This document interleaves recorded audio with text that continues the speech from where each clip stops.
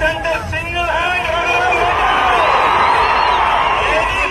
Single hand Raghurama Reddy. చాలా ఆనందంగా దగ్గర వచ్చినందుకు. బట్ ఖచ్చితంగా అందరూ ఓటు వేయాలి. అది మీ హక్కు, మీ బాధ్యత. మే 13th వెళ్ళి అంతానికి ఓటు వేయండి. రఘురామరెడ్డి ఓటు వేయండి. అక్కడ భద్రాచలంలో శ్రీరాముడు, ఇక్కడ ఖమ్మంలో రఘురాముడు.